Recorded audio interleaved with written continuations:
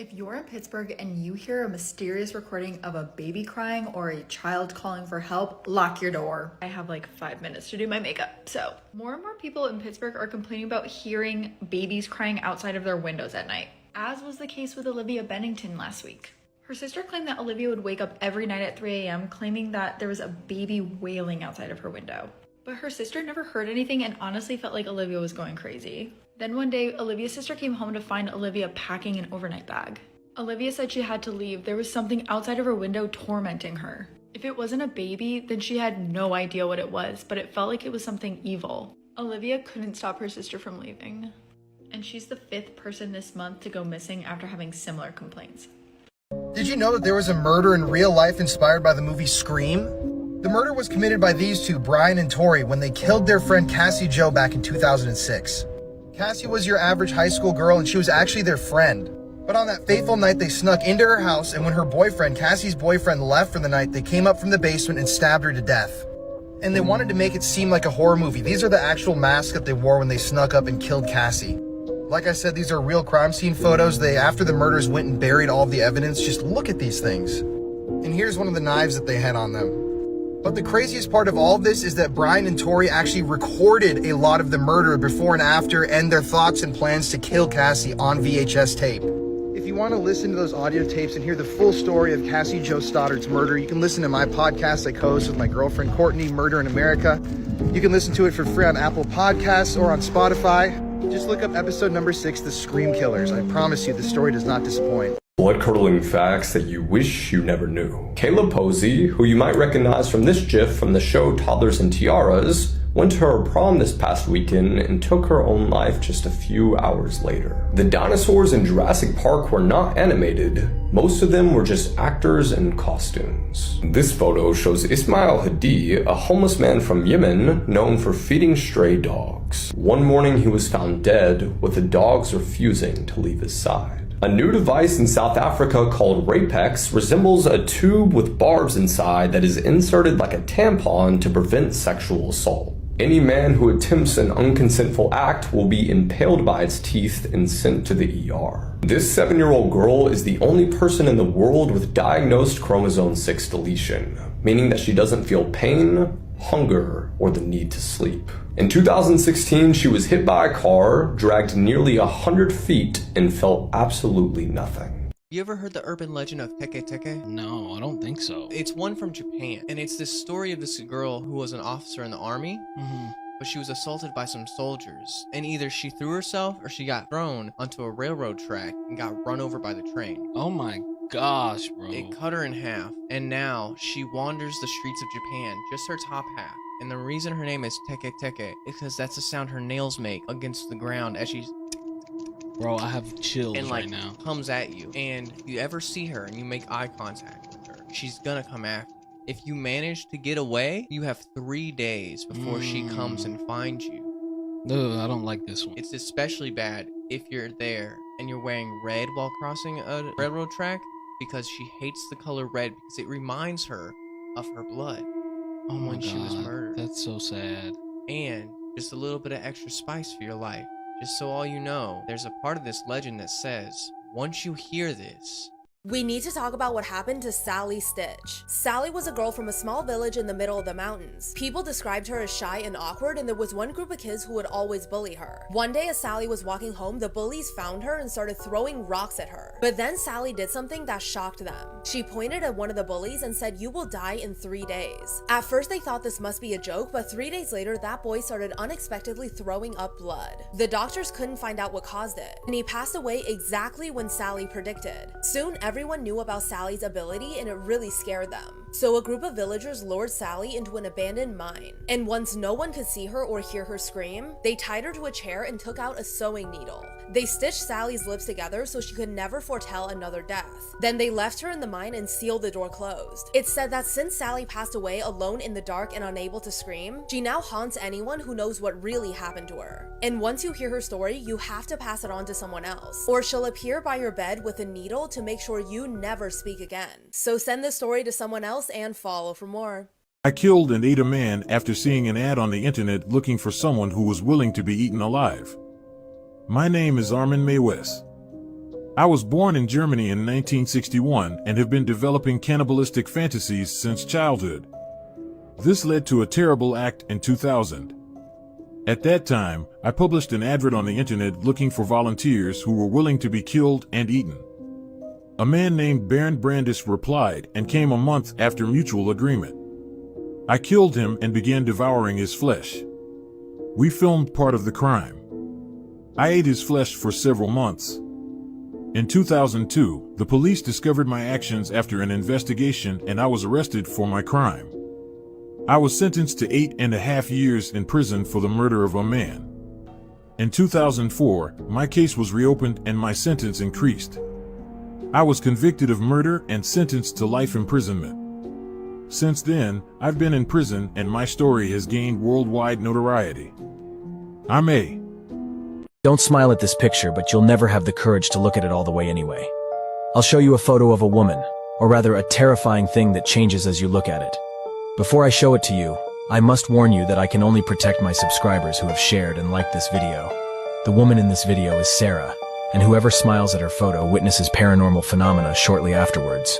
She was a woman like any other, with an ordinary life. But what happens to her is anything but ordinary.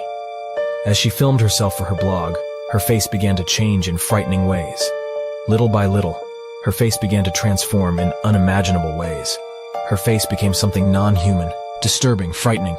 Are you ready to see the end of the video? I'm watching you. I'm in here. Come and find me. I'm watching you. I'm gonna get you. I'm gonna get you.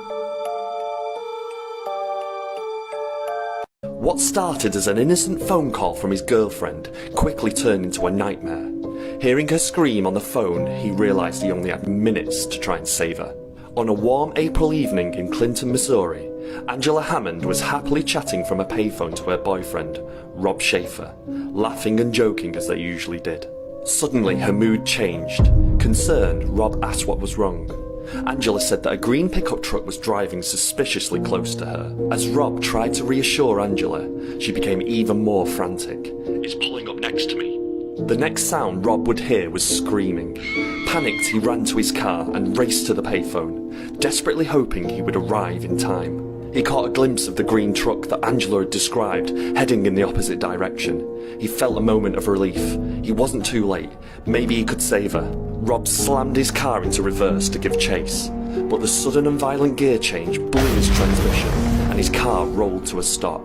He had to watch as the truck took his loved one away from him while he was powerless to stop it. Angela was 4 months pregnant, and unfortunately has remained missing for 30 years. Terrifying encounter that left a man dead. In 1991, an incident unfolded that would forever chill the hearts of those who heard about it. The lifeless body of Christopher Case was discovered in a haunting scene, clothed and curled up in his own bathtub. This grim discovery marked the beginning of a tale that would make even the bravest soul shudder. The police sought to shed light on Christopher's final moments. In their quest for answers, they turned to his closest friend, Sammy. What she shared with them was deeply disturbing. A phone call that would forever haunt her own dreams. Christopher revealed that he had awoken from his sleep as a figure emerged from the shadows beneath his bed. It formed a black abyss, rose up to a towering height, and casted a indescribable dread upon his soul. The dark entity, wicked grasp wrapped around his throat, tightening until his consciousness slipped away. When the morning sunlight pierced through the curtains, Christopher regained consciousness, his hand instinctively reaching for his throat. The touch confirmed his worst fears as his fingers met swollen flesh and bruises. As Christopher poured out this account to Sammy, he shared his fear, dreading nightfall. And in that moment, their conversation took a sinister turn. A hushed whispering infiltrated the air outside his room. Then in an instant, the phone connection was severed. Like and follow, because my next story is even crazier. My wife is very possessive of our son. My son was born about 7 months ago, and I can count on one hand how many times I have actually held him. My wife had become extremely protective of him and refused to let anyone else but her hold him. I have tried talking to her about this, but she will just turn the conversation around and imply that I am suggesting that she is a bad mother. A doctor friend of mine told me that she probably has postpartum depression and that I just need to support her. I have tried this, but honestly, it is heartbreaking not being able to spend time with my son. I have tried offering to feed him, but she refuses as a mother's milk is important. Every night, I am awoken by the sounds of his crying, and my wife will practically sprint out of the bed to go feed him. Tonight, I woke up and could hear his cries from his nursery. I glanced over at my wife and was relieved that she was fast asleep with her phone in her hand. I quietly walked into the nursery and carefully picked up my son's crying body. I heard something drop to the floor and bent down to pick it up. A chill ran up my spine as I picked up the speaker that was playing a baby's cries. I almost vomited as I unfolded my son's blankets to discover his rotting remains inside. My wife ran up behind me and snatched the body from my hands, and brought it up to her breast. I could see the madness in her eyes as she pressed a button on her phone, and the speaker started playing a suckling noise. The Teletubbies might have been inspired by a Bulgarian children's asylum called La La Land. The children in the asylum were treated terribly, locked in cold, dark rooms, abused, and starved. All of the children had facial deformities from being starved and beaten, causing them to smile constantly. The isolation led them to sing and dance by themselves, even without music. They would only speak gibberish when spoken to because they didn't understand Bulgarian or how to communicate in general. The 4 children met a horrific demise on the same day, and it's said that they are the 4 characters in the Teletubbies show. A 7-year-old with a facial deformity and deafness was a troublesome child who often was locked outside. Frostbite turned his limbs permanently blue, likely inspiring Tinky Winky's purple color. Another child had a facial deformity that stretched her face into a permanent smile. Locked in a cold, dark room for 5 years, she danced around without music. Lala's character and the yellow color were inspired by her. A 6-year-old mute boy was often sick and starved. He frequently vomited and was left face down in it by his caretakers. His character Dipsy and the color green likely came from his sickly appearance. The youngest child was abandoned at birth with a deformed face, causing a creepy smile. She suffered a terrible incident when caretakers threw her into a fire, inspiring Poe's character and the color. The reason behind the Teletubbies' television stomachs was linked to the children's only source of comfort in the asylum, which was television, and it played constantly. When they overheard the director planning to remove their TVs, they panicked. In desperation, they hid 4 televisions in their stomachs, following the practice of swallowing toys. The next day, they were found in agony, having clawed their stomachs open to reveal the televisions. This disturbing image became the basis for the Teletubbies design, with TVs inserted in their stomachs where they watch videos sent by kids. My sister has been rotting in the living room for 2 weeks. 2 weeks ago, my little sister, Becky, had an asthma attack. Her inhalers were not helping, and Mum tried everything she could to save her. I'll never forget that look on Becky's face as she struggled for breath, or the way that she scratched at her throat desperately, before finally her panicked eyes rolled into the back of her skull in defeat. She died on the living room floor, cradled in my mother's arms. Mum didn't call an ambulance, she didn't do anything. She just held Becky's lifeless body tightly, and cried. I decided that I would call the ambulance myself, but as soon as Mum saw the phone in my hand, she got mad. Don't you dare, she screamed, before holding her hand out. Give me the phone. I should have called an ambulance, but I was scared of the insanity in my mother's eyes, like she was about to explode at any moment. I reluctantly handed the phone over to her. Then I was sent up to my room. I didn't sleep at all that night. I just laid in bed, completely in shock, as I attempted to fight back tears. But they soon came flooding anyway when the realization hit me, Becky's dead, and I'm never going to see her again. The next morning, I went downstairs, and heard the television blaring loudly from the living room. I slowly made my way towards the sound, and I was not prepared for what I was about to see. Paw Patrol was playing on the TV, as Becky's pale body was propped up on the sofa watching her favorite show.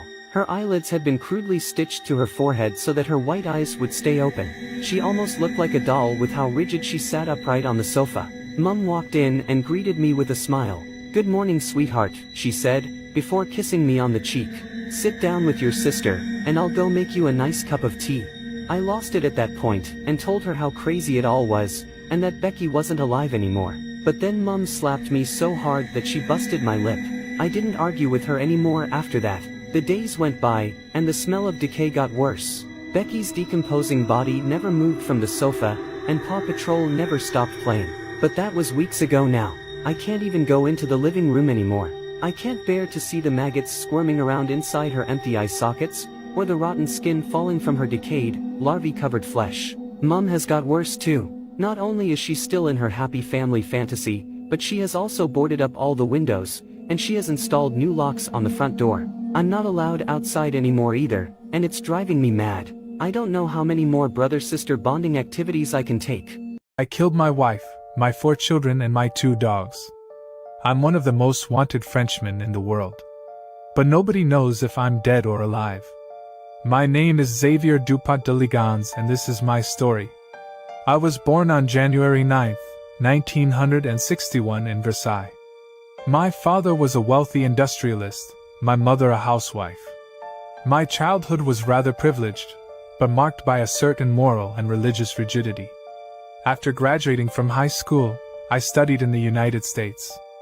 I learned about finance and obtained a degree in international business. On my return to France, I married Agnes and we had 4 children. We settled in Nantes in 1997.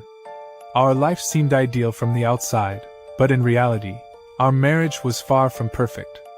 Over the years, I experienced financial difficulties, and my situation worsened with the economic crisis of 2008. That's when I started to get into serious debt, borrowing money from relatives and banks.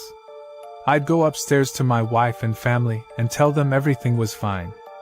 I couldn't bring myself to admit to them that I had become a failure. In March 2011, in order not to lose face, I drew up a plan. I took shooting lessons and bought a silencer for my rifle.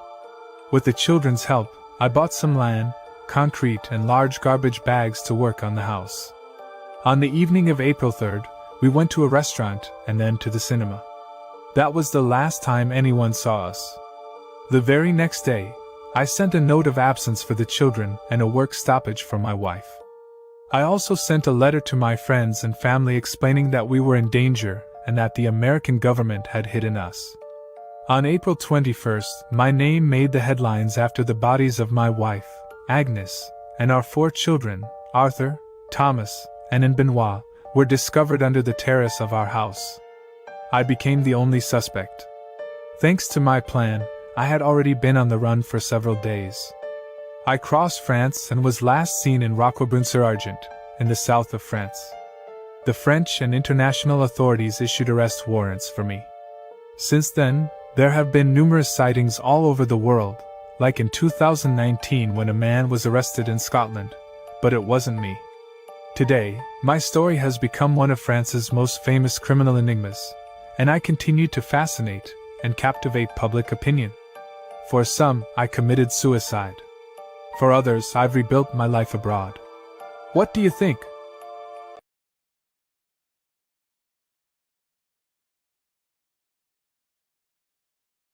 After the events involving Jason Voorhees at Pinehurst Halfway House, Camp Crystal Lake was renamed Forest Green. Tommy Jarvis returned to Forest Green with his friend Alan, in the hopes that they would cremate Jason's body. Tommy hoped that would finally end his hallucinations. They dug up Jason's body from the cemetery, but Tommy had a flashback of murdering Jason when he saw his body. Tommy snapped and stabbed Jason's corpse with a metal fence post. Lightning then struck the metal post and revived Jason. Jason then killed Alan and retrieved his hockey mask, which Tommy had brought with him to the cemetery. Tommy made his way to the sheriff's office but was arrested. Sheriff Garris, who was well aware of Tommy's mental problems, ignored his warning that Jason had returned. Soon after, councillors Darren and Lisbeth got lost looking for the camp and ran into Jason. He promptly killed them using the metal post that had resurrected him. The following day, Sheriff Garris's daughter Megan, her friends Sissy and Court, and Lisbeth's sister Paula asked him to search for the missing pair. Tommy warned them about Jason, but as usual he was ignored. Jason then stumbled across a corporate paintball game in the woods. He proceeded to kill every player and took their equipment. Jason soon realised his newfound strength as he ripped off one of the paintballers' arms by accident. The campers then arrived at Forest Green, whilst the councillors did their best to run it without Darren and Lisbeth. Sheriff Garris then attempted to escort Tommy out of his jurisdiction, due to his influence on Megan as she developed a crush on him. Tommy briefly escaped and ran to Jason's grave, but the caretaker had covered it up. Alan's body was now in Jason's place. Tommy was then escorted out of town. That night, Jason murdered the caretaker and a nearby couple who witnessed the murder. Court and a girl named Nikki were then killed by Jason. Sheriff Garris's deputies then found the bodies of the victims, and he immediately implicated Tommy in the murders. Tommy then contacted Megan and convinced her to help him lure Jason back to Camp Crystal Lake. He didn't realise that Jason had already made his way back to the camp and killed Sissy and Paula. He then killed Sheriff Garris and two of his deputies. After arriving at the camp with Tommy, Megan was confronted by Jason. Just as he was about to kill her, Tommy called to him from the lake. Jason left Megan, opting instead to go for his killer, Tommy. Jason then attacked Tommy in a boat in the middle of the lake, but Tommy managed to secure a chain around Jason's neck which was attached to a boulder. Jason jumped onto Tommy and snapped the boat in half, dragging Tommy to the bottom of the lake with him.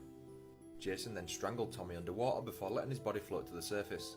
Whilst trying to recover Tommy's body, Megan had her leg grabbed by Jason. She then turned the boat's motor on and sliced Jason's throat with it. Back on shore, Tommy was successfully revived by Megan after she used CPR. You may be wondering if Jason died after all that. Comment for part 7 and I'll let you know. You might not believe it, but this story gets even weirder. You've got to love Jason, haven't you?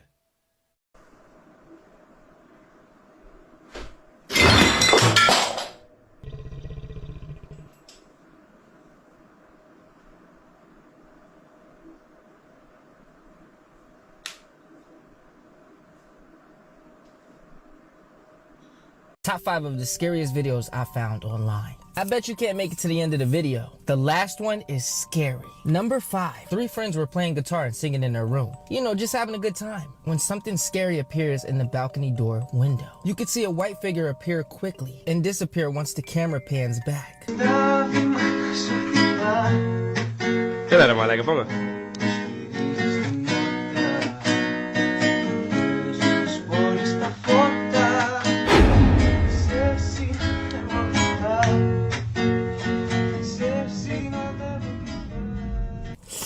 Woo! Spicy. Hey, maybe you just like the music. Wanted to do a little dance. Get a little boogie. Get it? Boogie, boo. Please don't unfollow me. Before we get to the next one, can you hit that like button for me? If you get 100,000 hearts, I'll do a part 3. Number 4. A man wakes up to hearing strange noises in his house. When he goes to turn on the lights to see what it is, they seem to not be working. Watch what he sees next.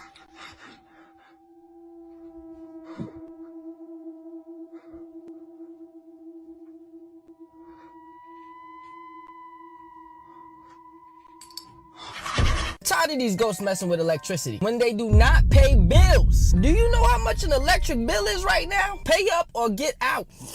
Okay, check this out. You're alone in the middle of the night and you're in a hotel when this happens.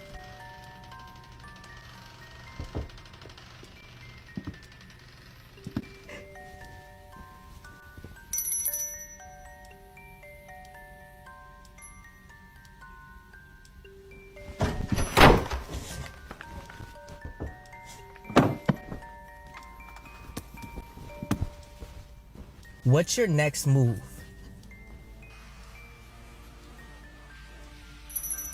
Let me know down below. Number 3, on the 30th of April, 2022 at 2 a.m., a security camera captured this. Some believe it's a creature dragging a bag, while others believe it's someone walking backwards. A short while after, the security camera catches this.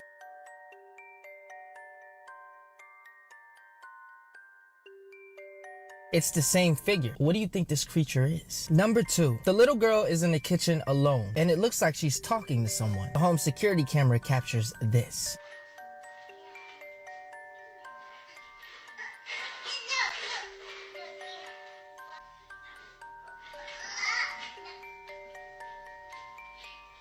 So now they're not paying bills and trying to take our food? This is the last straw. Hello, Ghostbusters. A woman and her child is seeing something in the window, but every time she goes to open it, nothing appears to be there. Watch what happens next.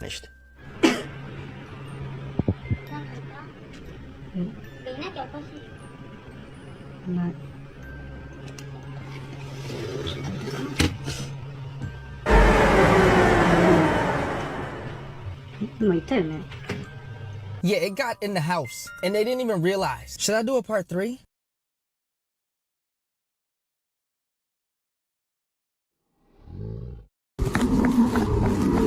The Candyman Killer. Dean Corll, commonly known as the Candyman Killer, was a real-life serial killer who operated in Houston, Texas during the early 1970s. Corll, along with two teenage accomplices, David Brooks and Elmer Wayne Henley, was responsible for the brutal torture, R-wording, and unalivement of at least 28 young boys. Dean Corll was born on December 24, 1939 in Fort Wayne, Indiana in the late 1960s, and then he moved to Houston. Corll was also known as the Candyman and the Pied Piper because he and his family had previously owned and operated a candy factory in Houston Heights, and he had been known to give free candy to local children. Corll used his friendly persona to lure young boys, usually between the ages of 13 and 19, into his home or van and told them that he would bring them to parties or social events. They would then be restrained either by force or deception, and each was unalived either by strangulation or shooting with a .22 caliber pistol. Once he had the victims in his control, he would torture, SA, and ultimately unalive them. Several victims were friends with one or both of Corll's accomplices. Others were individuals whom Corll had himself become acquainted with prior to the abduction and murder. Two other victims, Billy Blanche and Gregory Malley Winkle, were former employees of the Corll Candy Company. Once at Corll's residence, the youths would be given drugs or alcohol until they passed out, or tricked into putting on handcuffs, or even grabbed by force.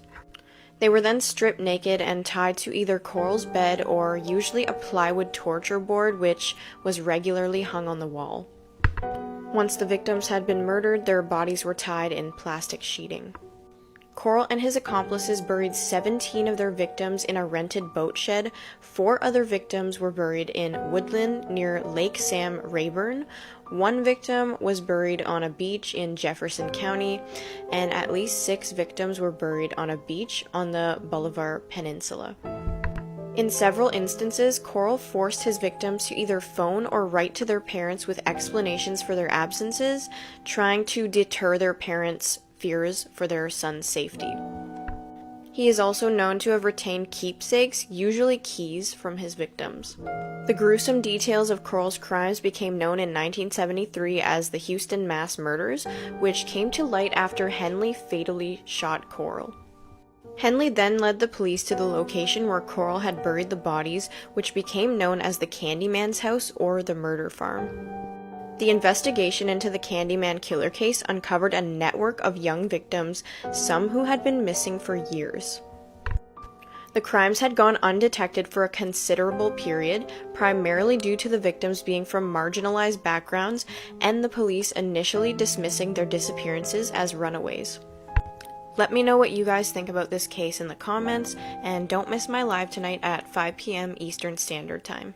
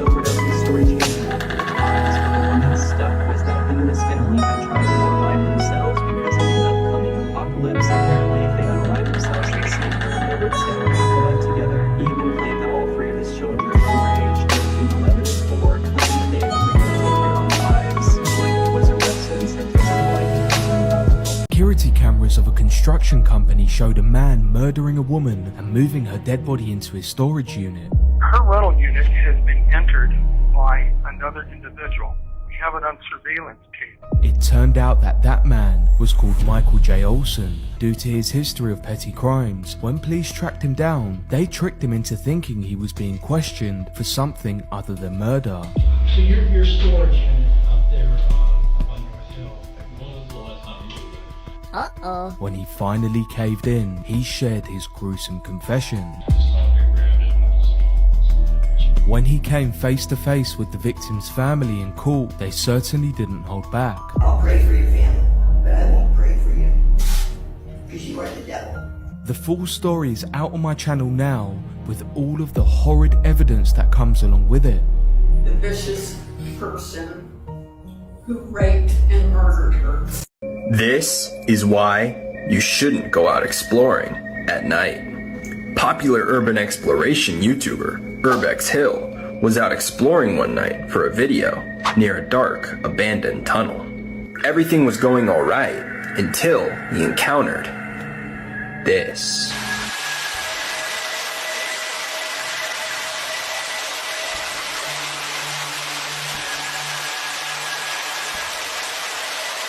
As you can see, two things seem to peer out from the corner and stare at him before running away.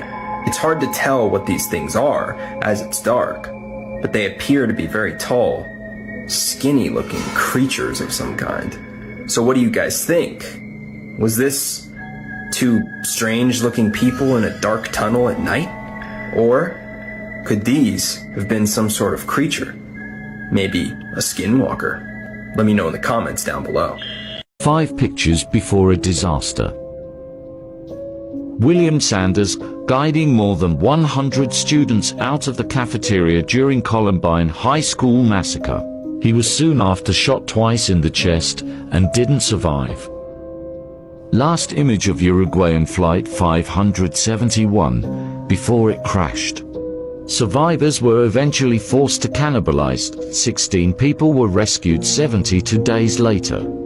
The moments before TransAsia's Flight 235 crashed in the Keelan River in Taiwan. The plane carried 58 people, only 15 survived. West Milford took this photo while on a hike in New Jersey, moments before the bear in the picture attacked and killed him. The band Great White playing at Rhode Island Station nightclub, just before their pyrotechnics caused a fire that killed more than people. Took 2 bullets to the head because of an Instagram story. I am Pop Smoke and this is my tale. Born on the 20th of July, 1999, I was raised in Brooklyn, in a household where money was hard to come by. From a tender age, I sought ways to make ends meet. I took on odd jobs here and there, but music was my true siren's call. I started to spit bars when I was in middle school, penning lyrics in my notebook. I was never the poster child for academia, but when it came to rap, I was all in. I began freestyling with my friends, and we quickly recognized there was something unique about me. When my first hit dropped, everything shifted.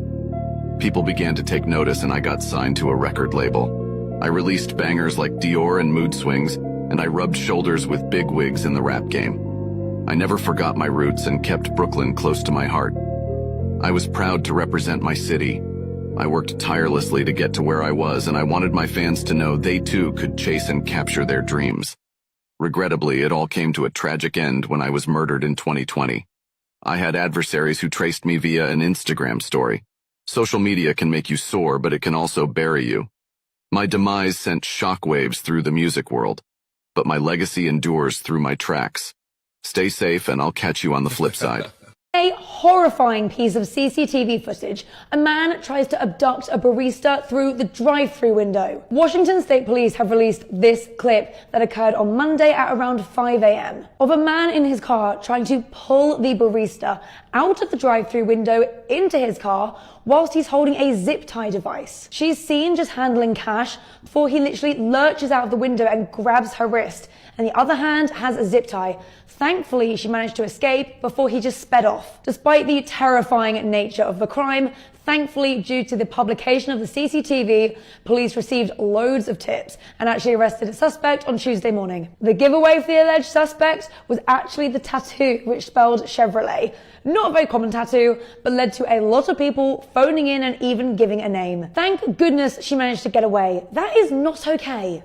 This is one of the strangest copycat crimes you will ever hear about. After the 9/11 terrorist attacks in New York City, there was a genuine concern that people would try to copy this attack, and although there were some attempts, most of these people were caught before they did anything. However, there was somebody who successfully stole a plane and flew it into a tower in America. This person was 15-year-old Charles J. Bishop. At the time, he was a student pilot, and on the 5th of January 2002, his instructor left him alone in the plane to do the pre-flight inspection. During this time, Bishop took flight without permission and headed straight towards the Bank of America Tower in Tampa, Florida. He crashed directly into it and was killed in the process. Luckily, there were no other fatalities. Initially, officials ruled out terrorism, but inside the wreckage of the plane, they found a note written by Charles where he voiced support for Osama bin Laden and the 9/11 attacks. He also stated that he was doing this on behalf of Al-Qaeda. All of these insane facts are the reason that The unsolved Black Dahlia murder. On January 15, 1947, the remains of a 22-year-old Elizabeth Short. Her body was cut in half and so pale and drained of blood that the woman who found the body mistook it for a mannequin. The body was cut with surgical precision, leaving no trauma to internal organs and bones. Her face was also cut from her mouth to ears, leaving a permanent smile. There was no blood on the ground, making it believed that the body was moved after she had been murdered. 9 days after she was discovered, an envelope was sent to the examiner addressed by using individual cut and pasted letters from magazines and newspapers. It read the Los Angeles Examiner and other Los Angeles papers. Here is Dahlia's belongings. Letter to follow. On March, a suicide note was found tucked in a shoe in a pile of men's clothing by the oceans in Venice. To whom it may concern, I have waited for the police to capture me for the Black Dahlia killing, but have not. I am too much of a coward to turn myself in. So this is the best way out for me. I couldn't help myself for that, all this. Sorry, Mary. My daughter gave birth to my 7 children. My name is Joseph Fritz, and this is my terrible story. I built a secret basement under my house in Austria. There, I locked up my own daughter Elizabeth for 24 long years. I was a manipulative, domineering father. No one could have guessed what was going on in that basement. I led a double life. A normal husband and father on the top floor and a monster in the secret basement. During the years I spent with that basement, I committed atrocities against my own daughter. Elizabeth had 7 children. 4 of them grew up with her in that secret basement, while the other 3 lived upstairs with my wife and me, unaware of the truth. But in 2008, everything changed. One of the girls was born in the basement because Austin became seriously ill. I had to take her to the hospital, but I didn't know that would be the beginning of my downfall. The doctors asked questions. The police and media began to investigate. My terrible secret was revealed. The basement in which I had locked my daughter and children was discovered. In 2009, I was sentenced to life imprisonment. I'm now behind bars where I can't do anything to anyone. My story has shocked the world, and many people wonder how such a crime could go unnoticed for so long. The fact that this story is true makes it that much more terrifying. A young mom was walking down a dark street with her 2 kids. As they stroll along, a stranger approaches them and starts talking about their Christmas plans. Well, the kids, innocent and excited, chatted away about Santa and family time and beautiful decorations in their house. Well, this is where things turn creepy. Something didn't feel right to the mom, so she picked up her pace. But the man kept asking about their house. And when they were only 10 houses away, he asked a even more horrifying question. Is your dad home? That night, the dad was actually away at a conference, and the little sister quickly told the man that he was not. And when they reached the front yard, the man rushed towards their door, speaking in a creepy but sweet voice, asking, "Can I see the decorations?" The mom locked the door, feeling him push from the other side. She turned off the lights and took her kids upstairs, but they could still hear the man pacing and knocking outside. The man's request turned into a scary demand. "Let me in to see the decorations." The mom called her husband, who immediately rushed home, but when he got there, the man was gone. Do you think that he only wanted to see the decorations? Be sure to smash the like button and follow, because my next story is even crazier. 911, what's the address of the emergency? Yes, ma'am. I just shot my daughter and shot all my grandkids, and I'll be sitting on my step, and then when you get here, I'm going to shoot myself. What is the address that you're at, sir? 2550 Northwest, 25 Terrace, Don Spirit. Every one of them are dead. You said your name is Don Spirit?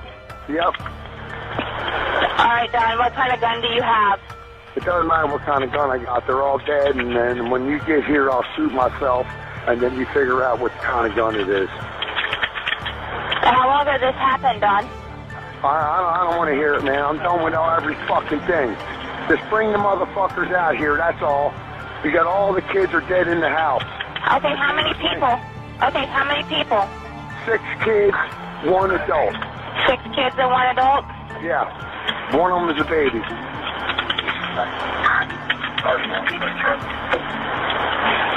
All right, Don. Is there any way you can stay on the phone with me till I get somebody there to help you? What's that? Can I have you stay on the phone with me? No, not that. I'm waiting for them to get here. When they get here, I'm going to shoot myself on my back step. All I'm doing is waiting for them. So you're sitting on your back steps? Yep.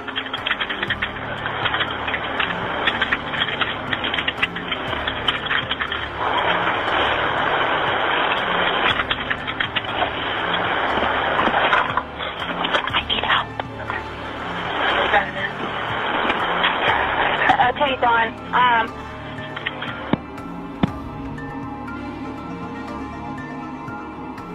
Decided to do this.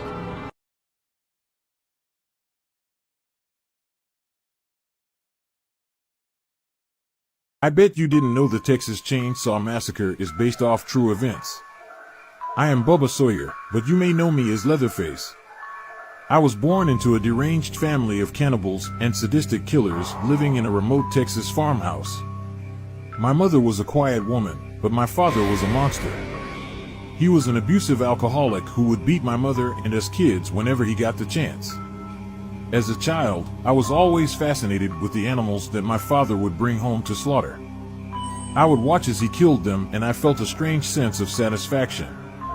I didn't realize it at the time, but that was the beginning of my descent into madness.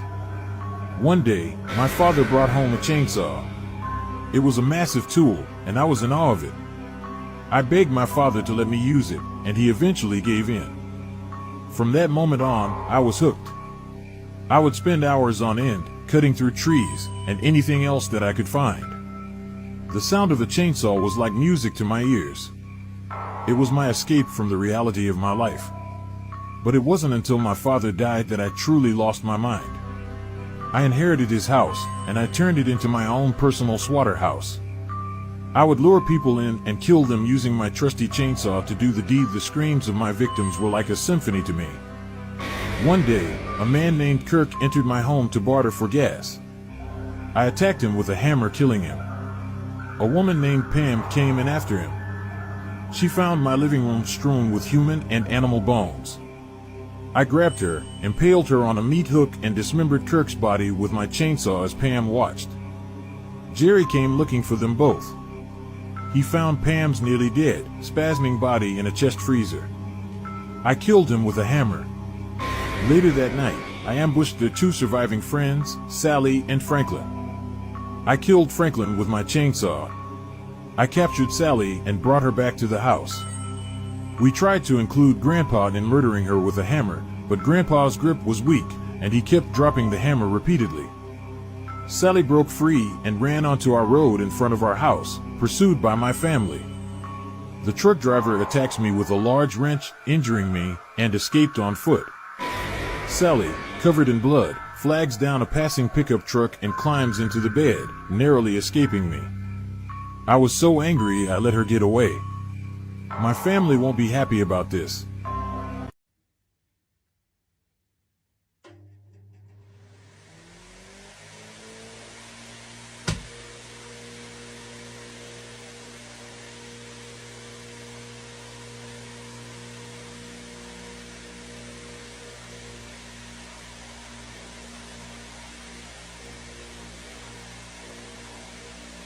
If you're thinking about ignoring your gut instinct, don't. Here are 3 reasons why you should trust it. Reddit user Pagerama said that she was at a festival with her friends, and one of them really wanted to go on this giant drop-style carnival ride. Pagerama said that at this particular time, she just really didn't feel good about going on the ride, and suggested that they do something else instead. Later that day, they found out that a girl had died on the ride, just a few hours after they were there. Apparently, she wasn't harnessed in properly, and she fell out as the ride dropped. A Reddit user we'll call Jessica said that she was walking back from her grandmother's house when a car pulled up beside her. As she kept walking, the car slowly followed. When she looked into the car, there was a man in his 30s or 40s who had the evilest grin on his face. She said that his face has still never left her mind. As he was slowly coming toward her, his eyes stayed on her. She screamed out for help and ran until she found someone that let her into their house. The man didn't leave until they called the police. When they came, they searched his car and found handcuffs, a blindfold, and a big container with 2 holes poked in the top. Her instincts saved her from being kidnapped. Anonymous said that after a party many years ago, he was driving home at like 4 in the morning with his friend who was passed out in the passenger seat. He was driving fast down a steep hill that's like half a mile long. He was on autopilot as he drove down that street every day. Suddenly, about half a block from a major intersection, which he had a green light for, he heard a voice in his head. It said these exact words: "You may want to slow down, because if you don't, you might lose your life." He said that it was weird, because that's not really what his tone of voice sounds like. Anyway, he slowed down as he was entering the intersection, and a car blew the red light at about 60 miles per hour, right in front of him. He said that it was so close that he nearly threw up. He started shaking and yelling at his friend about how he had just saved their lives. His friend just groaned and went back to sleep. Even I can look at this photo and I can say, whoa. It put tears in our eyes when we walked in there. It was that obvious. That is a charge called homicide, felony murder. It is life without parole. And you said when you found her, she was already believed to be deceased, right? Yeah. So you found the child an hour and a half ago? Yeah. And called your lawyer first, correct? Yeah. Okay. What you just heard and are about to hear is some of the most extreme, bizarre, and baffling thinking ever caught on camera. A child's life taken in the most sickening way, and for one reason so unthinkable, you'll have a hard time believing it was actually said out loud. I called my lawyer first thing to ask, what's the next thing I could do, and they said wait till they're here to call, the police and get that going. Basically, it got to the point where I was waiting so long, I just kind of went ahead and did it anyway. We will send someone out and we're going to investigate. After placing the call to emergency services, Seth and his wife, Tatiana Fasari, were escorted to the police station in King County, Michigan, to answer some questions about what happened to their child. It's important to know that both were there voluntarily and not under arrest at the time of these interviews that have never been seen before. The interrogation room is stark, with bare walls, only outfitted with uncomfortable chairs and a table. There are no distractions. All of this is intended to make the person in the room uncomfortable and uneasy. That way, they're dependent on the interrogator to provide them comfort with things such as food and water, or even other favors such as cigarettes or compliments. This gives the interrogator leverage.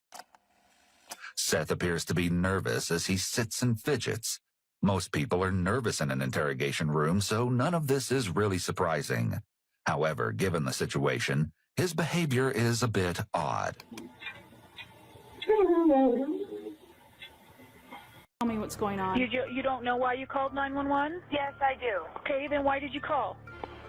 Okay. Do I have to say right now? Yes. Okay, then never mind. And that's when it clicked in my brain that maybe there's a reason why she can't tell me. Are you able to talk, or is there someone? No. Okay. Are you in danger? Yes. Okay. Has someone kidnapped you? I don't know. Turned out that she was on a date with someone, and they had given her something to drink, and she woke up, and the suspect was sexually assaulting her. And now they were in a vehicle driving along the road. She finally convinced him to let her use the phone, and she called 911. Does this person know you've called 911? No. Okay. Okay, then just pretend like you're talking to your friend, and I'll see if I can't get somebody to help you.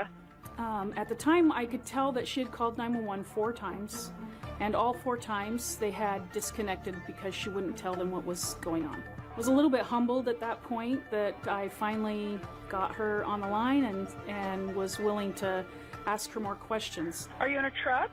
Yes. Okay. She was in a black pickup truck, extended cab. The suspect had some type of weapon. She couldn't really tell me what.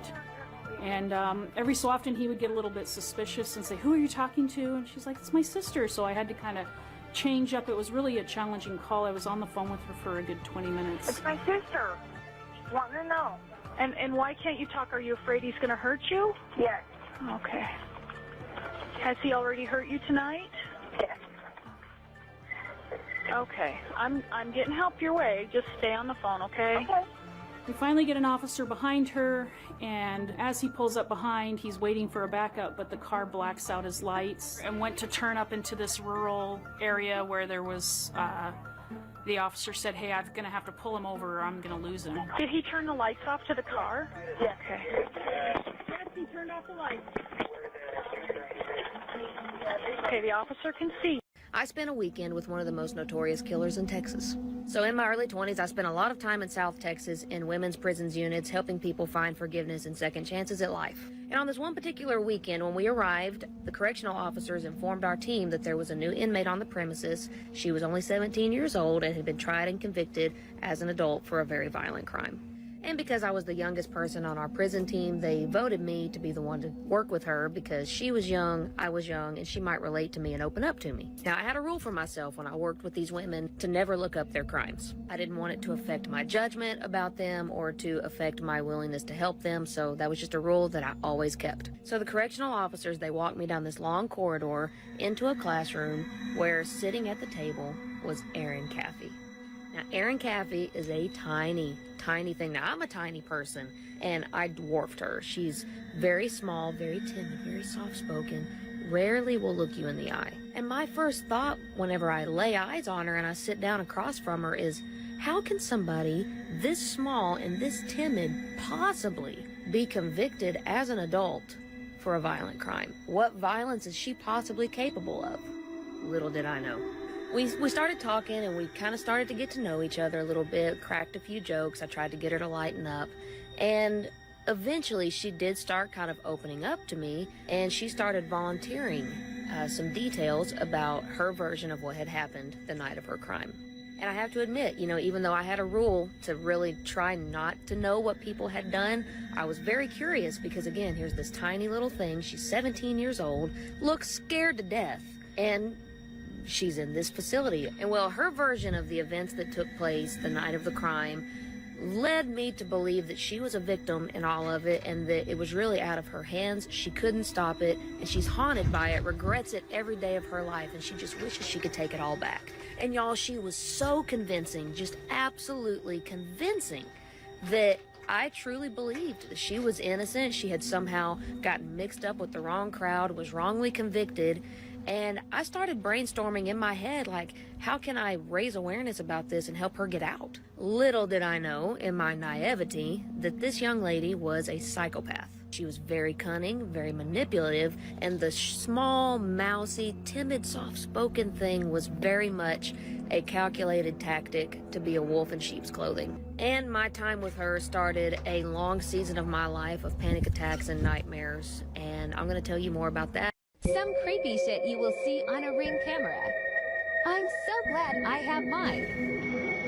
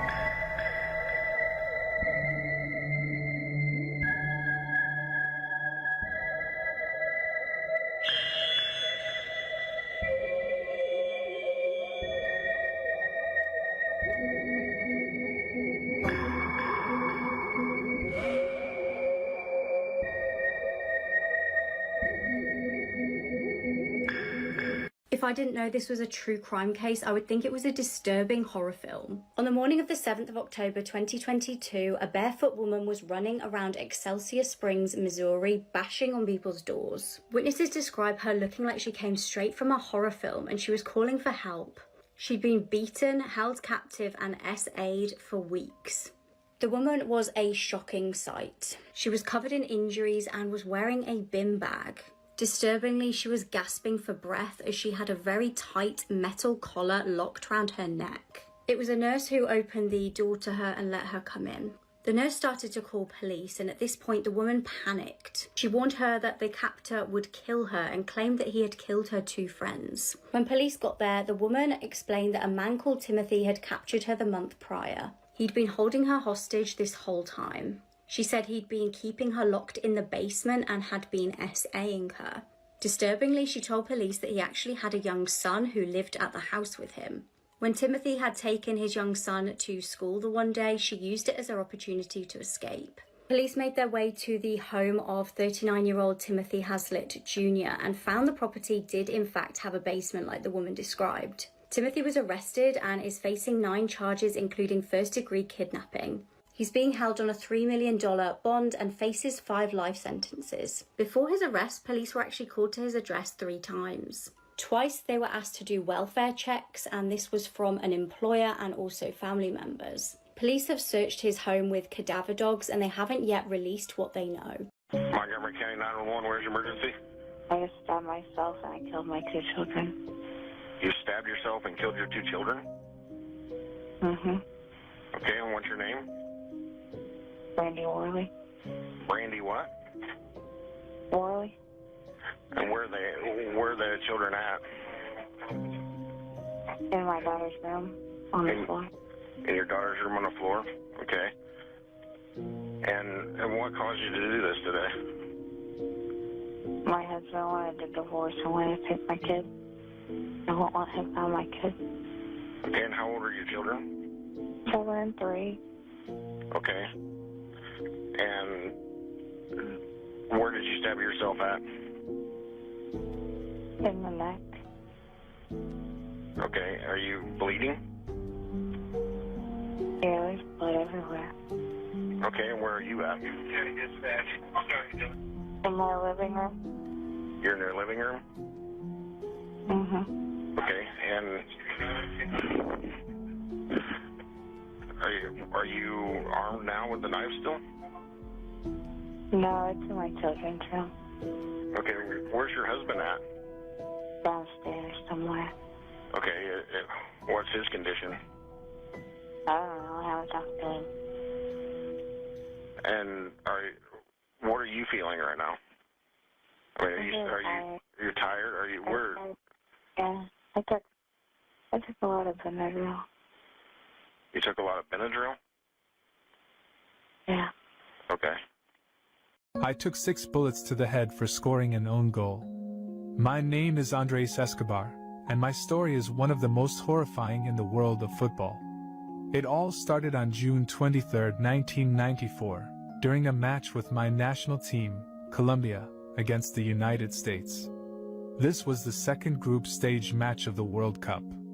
After a defeat in our first match, we were desperate for a victory.